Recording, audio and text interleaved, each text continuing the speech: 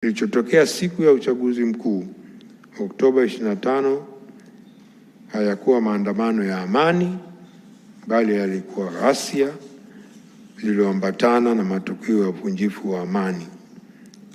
Hitimisho hilo linatokana na sababu 4.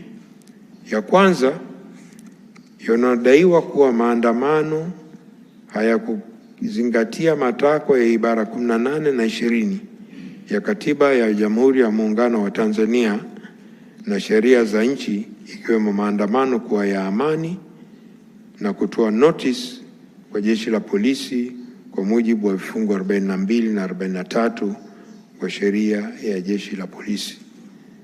Matakwa ya sheria za kimataifa sio kibali, ni notice, na Tanzania pia liko takwa hilo la kutoa taarifa, sio kibali, na sisi kwetu ni taarifa ya masaa 48 kama ilivyo sheria ya Ureno, ni kama vile ya Tanzania.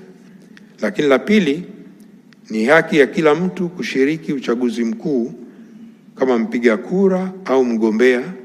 Ni haki ya kikatiba kwa mujibu wa ibara 5 ya katiba ambayo haipaswi kupokwa. Ghasia zilipangwa na kutekeleza siku iliyotangazwa kisheria kwa ni siku ya uchaguzi mkuu. Hivyo kufanya ghasia siku hiyo ilikuwa ni kupoka haki ya kikatiba na kisheria za wananchi wengine, ikiwemo haki ya kupiga kura na kuchaguliwa.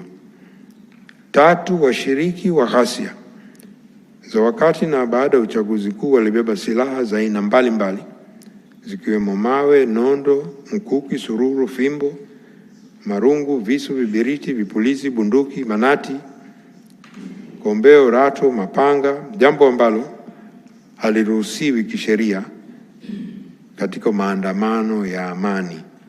Hii ni kinyume cha sheria na taratibu za kimataifa, ibara 21 ya mkataba wa haki za binadamu na raia na kisiasa mwaka 1966, wa kikanda ibara 11 ya mkataba wa Afrika ya haki za binadamu za watu na binadamu mwaka 1981, na ibara 10 na 11 ya mkataba wa Ulaya wa haki za binadamu mwaka 50, na kitaifa ibara 18 na 21 ya katiba ya Jamhuri wa Muungano wa Tanzania haviruhusu maandamano kwa watu waliobeba silaha. Na 4, sheria na taratibu za kimataifa, kikanda na kitaifa haziruhusu maandamano yanayosababisha taharuki katika jamii, kuhatarisha usalama wa taifa, kusababisha uharibifu wa mali za umma na binafsi, pamoja na kuhatarisha maisha ya watu wengine. Mambo hayo yalifanyika na yanakuwa kinyume cha sheria na tafsiri ya maandamano ya amani.